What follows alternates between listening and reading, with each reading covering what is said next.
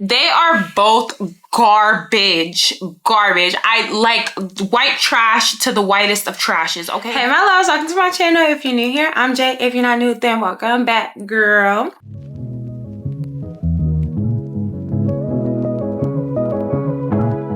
So we're in a bit of a different scenery today. I am just on my front porch because the lighting is better out here and it's nice outside, and I just came back home. So I figured let's switch it up a little bit. New background, new environment.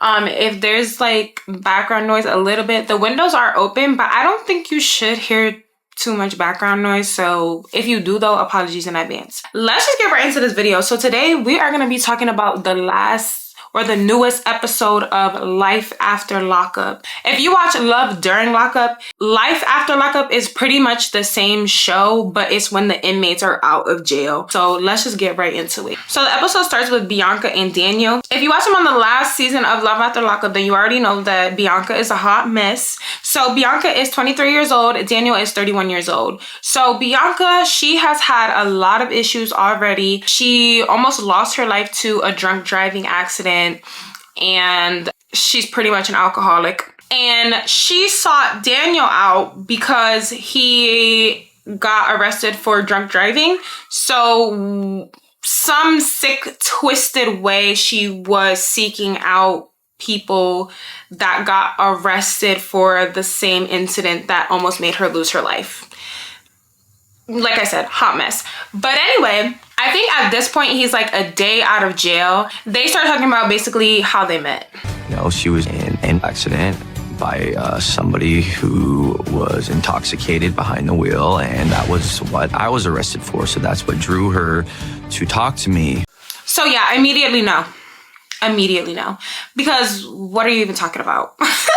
She's drawn to him because of drunk driving, and she almost died because of drunk driving. It literally makes no sense. And then from there, they start talking about the conversations that they had in prison. I mean, really all sex related. I guess she couldn't see his penis, so he drew it for her and sent it to her in the mail. Yeah. I mean, you do what you gotta do, right? From there, they, you know, do whatever, which I was watching and I was like, dang, like he just got out of prison, no shower, nothing, like immediately have sex. I guess if you've been waiting that long, whatever, right? I mean, I personally wouldn't do it, but to each their own. Moving on to the next couple. The next couple that they show is Zariah and Troy. And again, they were on the last season. And oh my God, let me just tell you right now, I cannot stand Zariah. Like something is seriously wrong with this lady. So they show their scene and immediately they're already arguing. Called reorganization. You don't let me finish things first before you just like, oh, where's this, where's that? So they're getting ready for work, which is their organization, I guess, for incarcerated people, like offering therapy services and stuff like that. I personally don't think that Zariah has any authority to offer any type of mental health services because she's mentally ill. I don't know if y'all seen her in the last season, but if you did, then you'll know that she's mentally ill. Like something is seriously wrong with her. Yo, get the in here right now. Get the in here. You about to be doing all of that or doing that? Okay, but get in here. Come on, baby, go. Keep fighting. Why the would your baby mother just say that? Yes, I cheated on you. Why the would you about this for her? That's the dead. But anyway, they're just arguing about basically not having enough space because Zariah's sister lives there as well. I'm on Troy's side because, like, I mean, no, it's really not enough space. It's me, you, your son, and your sister all living here. And I think it's only like a, what, 2-3 bedroom maybe? Like, that's really not enough space. And Zariah is upset because Troy is organizing things. I mean, like, be so for real. He's trying to clean up the space. So, I don't know. I just felt like she was just looking for a reason to nag him and to yell at him. There's even a scene where Zariah's sister is talking about their relationship, and even Zariah's sister feels bad for Troy. I like Troy. I do feel bad for him sometimes because, like, Zariah will just, like, be in her ways. If your sister is not on your side, then you know it's a problem because I mean, you could see it within the first scene that Zariah has serious issues. Fast forward, they go to work. It's Troy's first day on work, whatever. He's excited, which he should be, you know, like he hasn't worked a job in a really long time. And he makes a point of saying like, yes, I've never worked like, or he hasn't worked a job in a long time. Like he's had like warehouse jobs and stuff like that, but he was running the streets. So he is confident that he has the skills that it takes for him to run a business. And I kind of understand that. I kind of feel that. And I feel like, you know, use those skills that you gain from running the streets for good now, right? But at the end of the scene, Zariah says there's something about the company that she hasn't told Troy. And I'm already like, here we go. Of course, we have to leave that at a cliffhanger and go to the next couple. Next couple is Teenie and Rob. Now, if y'all didn't see Teenie and Rob, I don't think they were on the last season. I think they were on the season before that. But Teenie and Rob is the couple where Rob was incarcerated, I think, for like 15 years. And he had the cameras all in the house, watching them all day and night. I don't know. I thought it was very, very strange and controlling. Whereas when Rob was incarcerated, it was for security and then also a line of communication. Rochelle! Hey! I mean, so far, they seem like a really nice couple. So maybe that's just their thing. Like maybe, I have no idea. Maybe that's just their thing. But they seem like a really cute couple so far. And the relationship that Rob has with the kids, especially the son, I think is so, so sweet. There is a point where I was like side-eyeing them because like I said, Rob had the cameras all set up in the house. And I guess when he was in prison, he would set off the security alarm to make sure that Teenie was where she said she was. That's why I'm like, I don't know, like they seem like a really cute couple, but there are those little things where I'm like, what's really going on? I also want to mention too that Teenie and Rob have been married for 6 years, and all 6 years, Teenie and her kids have been going to visit him every single weekend in the jail. That takes a lot of dedication. But once he comes home from jail, she finds out that he has a portrait of his ex tatted on him. Now, I feel like that's something that you should probably tell your significant other if it's been like 6 years of marriage, you know what I mean? But he decided not to tell her, and that bothers her. That portrait of his ex bothers her, and I totally understand that. I would be bothered by that too, but I wouldn't say it's really like a deal breaker, but I do feel like he should get it covered up. Anyway, they're getting ready to go to Rob's welcome home party that Teenie set up. I guess she only invited some of his family, but they're sitting there waiting. I guess it's like an hour that goes by and no one has shown up. So they're calling his cousins, they're calling his brother, trying to see what's going on. And everyone has an excuse for why they didn't show up. What's going on, brother? Yeah, I thought you were maybe feeling better. I'll call you when I get time. I thought that was really messed up, but like Rob was saying, like Teenie and the kids are the only people that really went to visit him all them 6 years. Teenie said that his family only went with her to a visit one time out of those 6 years. So it's like not really shocking, but it is sad that he doesn't have the support from his family. Moving on to Justina and Michael, aka Montana Mills. So Justina is pregnant again, even though she just had a baby like 6 months ago. So they reveal that they finally moved to Las Vegas, and I guess Michael's kids are there with them. So they're just one big happy family, but they're pregnant with their 9th child between the both of them. This is Justine's, I think, 5th child or 6th child that she's pregnant with, plus Michael's kids. So they have 9 kids altogether. I just want to say, I think that that's absolutely ridiculous. I don't know, like, I don't believe that people should have that many kids between 2 parents, because there's just no way that you could give all of your attention to 9 children. I just think that it's so ridiculous. And there's no, especially with how the economy is now, there is no way that you could afford 9 kids. Like, I just don't believe it. So I personally don't agree with them, but you know, what's done is done. So this is Justina's 4th or 5th C-section that she's gonna have, which obviously for health reasons is just not recommended at all. So she should have never even gotten pregnant. And from what they're saying, it seems like they planned this pregnancy, or at least Justina planned this pregnancy. It is not recommended that she should be having her 5th C-section right now. It's just absolutely unsafe. So the doctors are basically telling her, you know, like, you need to start thinking of like your will in case you don't make it. And like, this is such a tough conversation. I know, unfortunately, after the last baby, you know, they really recommended no more deliveries.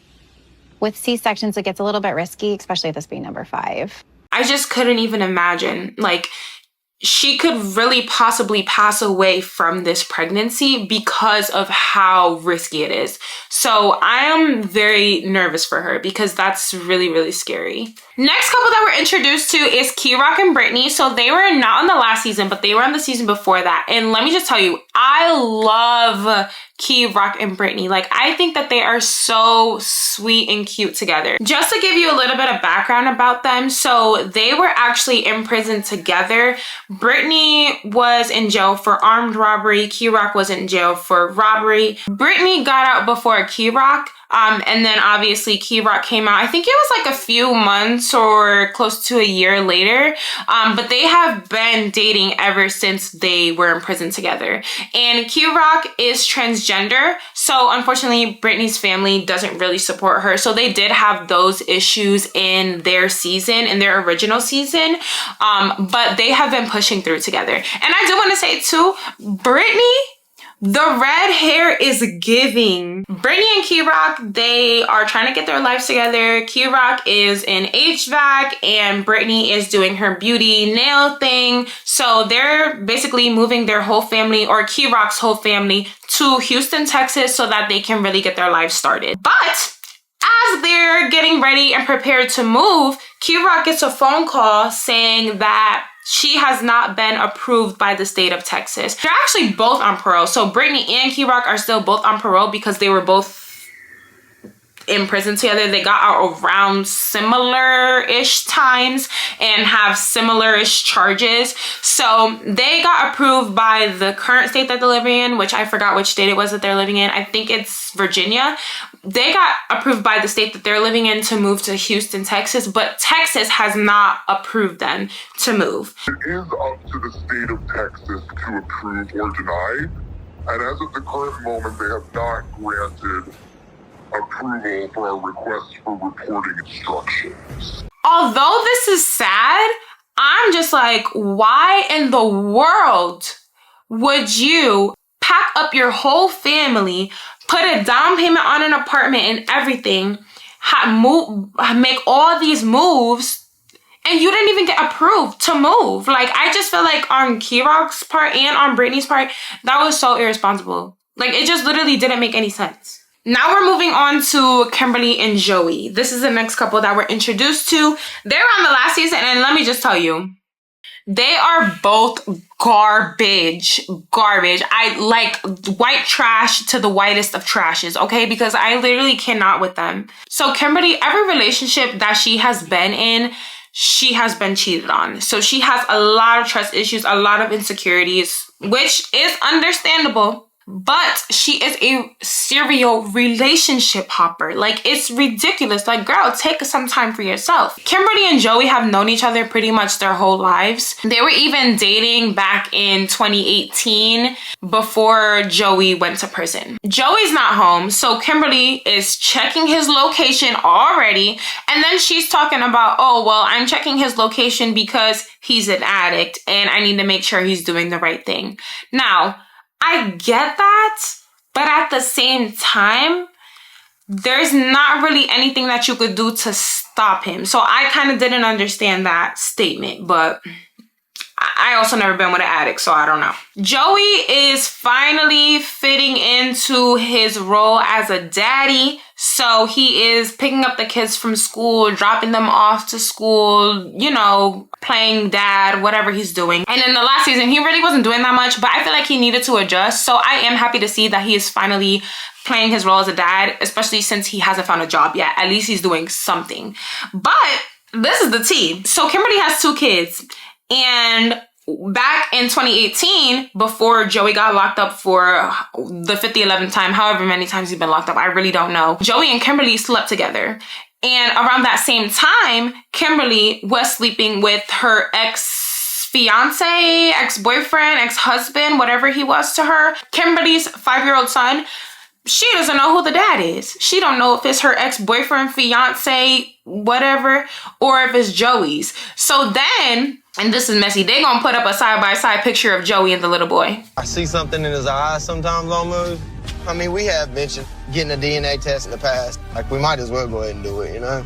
All I'm gonna say is that side-by-side picture says it all. It says it all.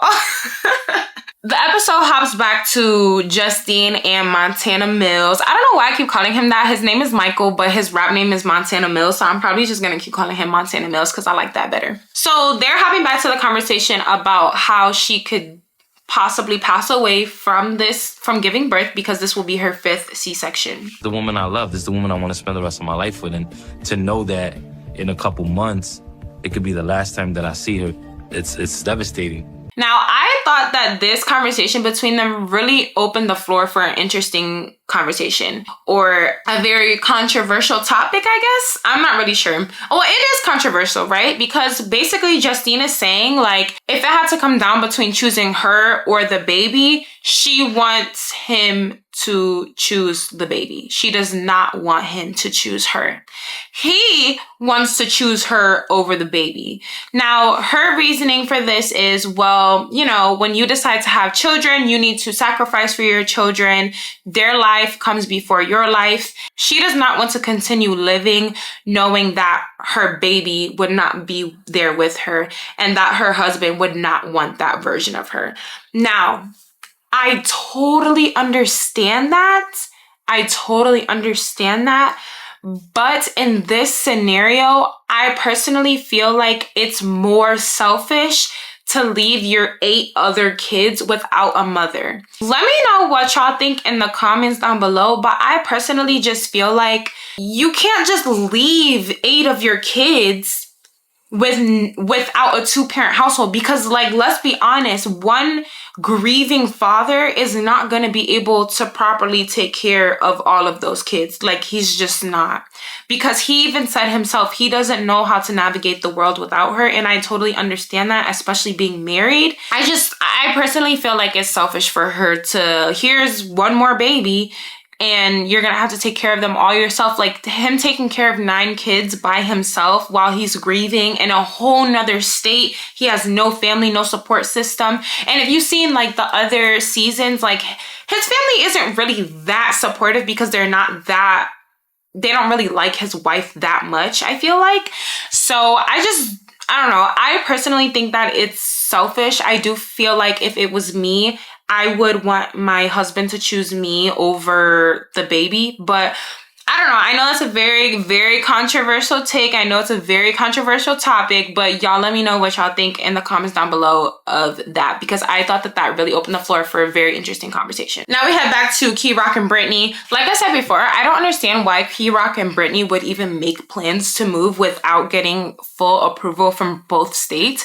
And the parole officer or whoever it was on the phone definitely ate them up with that. They asked the same question I did. Why in the world would you make plans without having full approval? That makes no sense. It makes no sense. I don't know that you should have made all of these plans before having the... Why wouldn't I? However, on the flip side, I do fully understand why Key Rock is so frustrated, because, like, you spent all this time in prison, you come out of prison, you do the right thing, you're following by the book, and you're still facing obstacles. Like, I totally get why she's so frustrated. But like I said, I really, really like Key Rock and Brittany. I think that they're so cute. I like how Brittany kind of took over the conversation, was like, okay, like, let me just handle it because I can see you're frustrated. And I get that, because I know, like, for me, being in a relationship myself, if my boyfriend is frustrated, I cannot also be frustrated. Like, I have to handle the situation with,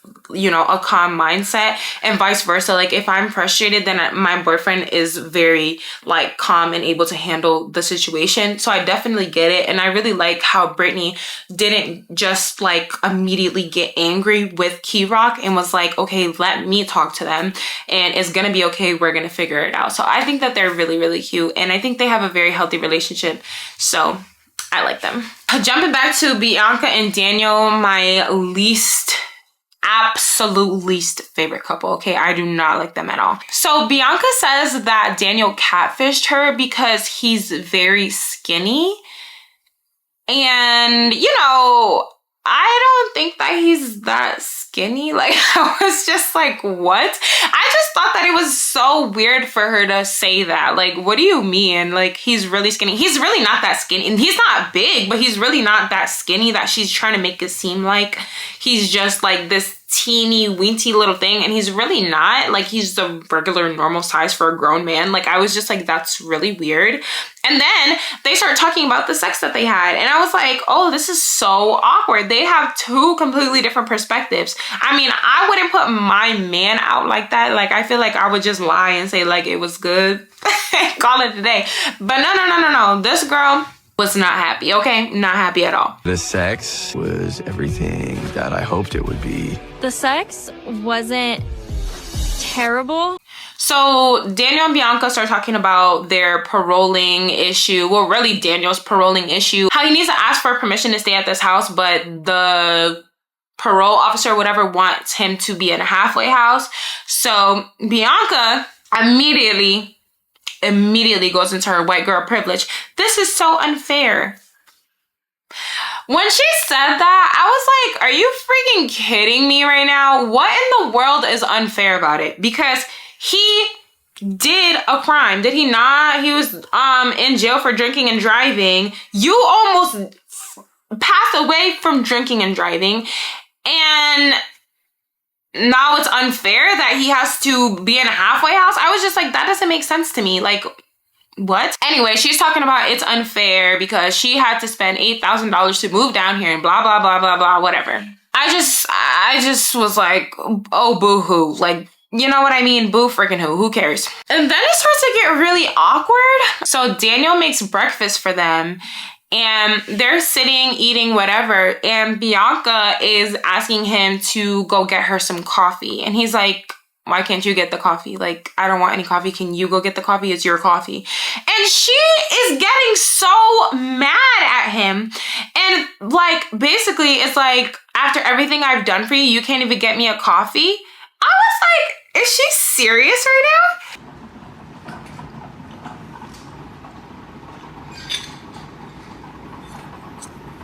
No, that pissed me off. Like, is she serious? So he tells her, and he definitely ate her up and was like, yeah, are you gonna do that every time? Because don't try to throw in my face everything that you've done for me every time I don't want to do something for you. Bloop. And I know that's right.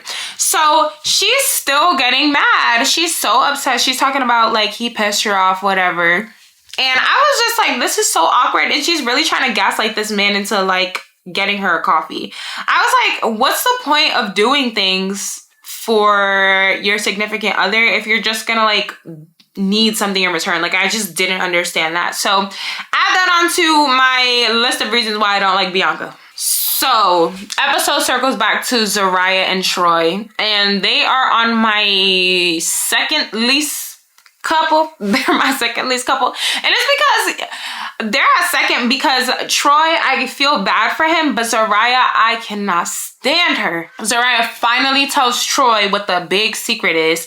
And the secret is that she has not been paying rent at the place that they have their business at. Like 2 months behind on rent.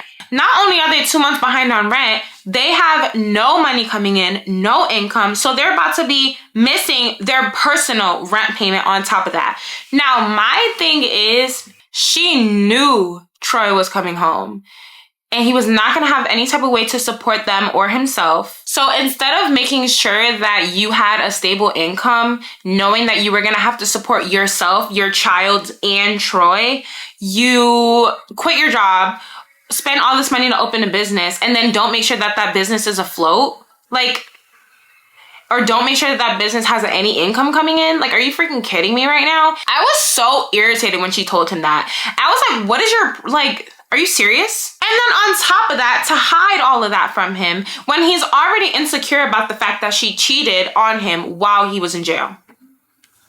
Girl, do you see why I just don't like her? Like, she's not a likable person. Troy tells her, well, I might as well get back in the streets at this point. And she catches an attitude with him. And he's like, so what are we going to do? Just sit in the bed and twiddle our thumbs? And he ate her up with that. We just gonna sit here. All right, well, let's twiddle our thumbs and let's play in the bed and let's just not do about it. How about that? Because you're giving all this bad news. We have no money coming in, but you also have no solutions. Like, what are we supposed to do now? Nothing. Like, girl, be so for real. And what really is irritating me too about Zariah is she's getting mad at him when she is the one that hid this for 2 months. If she would have told him this 2 months ago when the bills was piling up and things wasn't getting paid, y'all could have figured out a very easy solution, or y'all would have had time to figure out a solution together. But now Troy's like, okay, I need fast money. Let me get back in the streets. That's a trigger for him.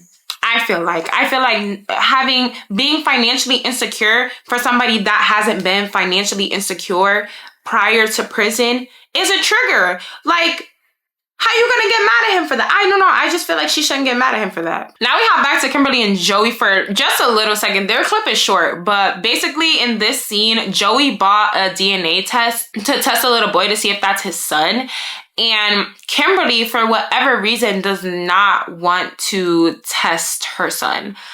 She says ignorance is bliss, but I think that, I don't know. I think that, first of all, her son deserves to know who his real father is. Joey deserves to know if that's his son. The other man that is playing daddy right now deserves to know that that's not his son.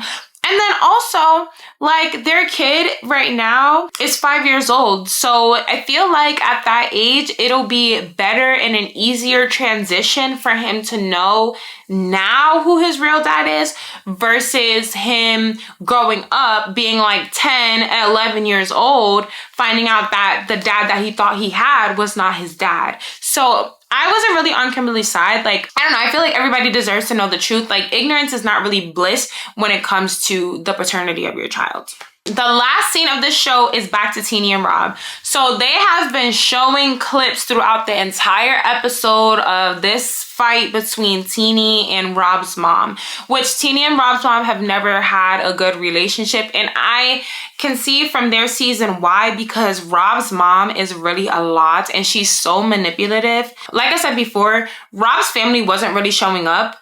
And they didn't show up, but Teenie's family eventually started to show up. So Teenie's mom came, I think her aunt, Teenie's aunt came or something like that. So Teenie's family started to show up, but the last person to show up was Rob's mom. She comes in and she's like, oh, y'all didn't think I was showing up. And everyone's like, no, we didn't think that you would show up, honestly. I didn't think she was gonna come either. Shit. You didn't think I was gonna show up, did you? We really didn't, to be honest. She barely visited him in jail, so like it wouldn't be shocking that she didn't show up. And I honestly thought it was sad that nobody expected her to come. Like, that just goes to show the type of person that you are and the type of mom that you are. Like, no, we actually didn't expect you to come here. Now, when Rob's mom sits down, she immediately starts talking about the issues that she had with Rob.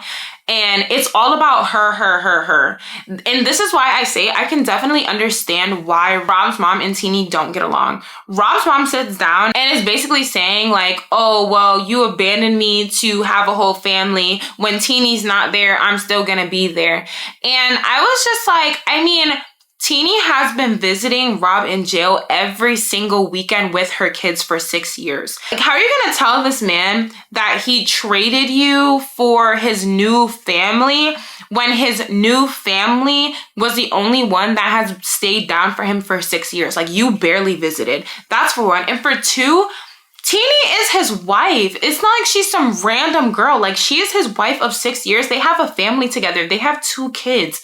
Like, girl, what do you mean when she's not here?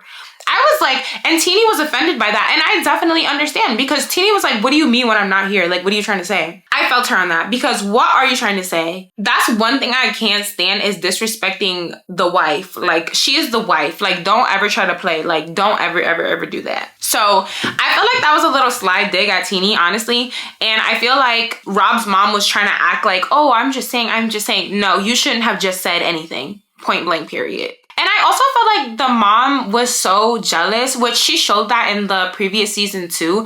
But she's so jealous of the fact that Rob is like taking care of his family and not her.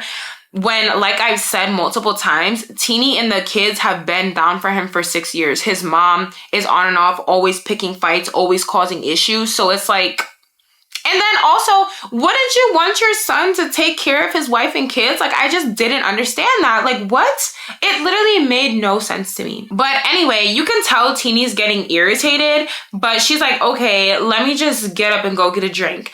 And his mom is antagonizing her. Like, yeah, bye. Why don't you go do that? Bye. So Teenie turns around and was like, what's your problem with me? And she's not wrong. What is your problem? So anyway, when Teenie turns around and says, what's your problem with me? Rob's mom immediately gets up and tries to fight her. Why would you do that? Hey, what is your problem with me, man? Immediately gets up and tries to fight her. So this is the end of the episode. End of the episode really is they're, I think, throwing drinks at each other. Teenie looks like she's trying to throw blows at his mom, which I don't agree with. I don't think you should fight anybody's mother. Like, that's a little pushing it overboard. But I feel like the emotions were so high that she probably wasn't even like thinking about it. She probably feels really bad about it. That's the end of the episode. The beginning of the next episode, I'm sure will probably start with that or not. I don't know. It really depends, because Love After Lockup, they like to really drag it out, like drag it. So honestly, they may not show that full scene in the next episode. They like to drag things out, but we'll see. But basically the episode ended with Teenie and Rob's mom getting into it, which was very ghetto, very. Anyway, y'all, that is all I have for this video. Let me know what y'all think in the comments down below, and let me know if y'all want me to continue doing these reviews, because I have been watching this show for years. I just never really talked about it. Thank y'all so much for tuning in, and until next time, bye.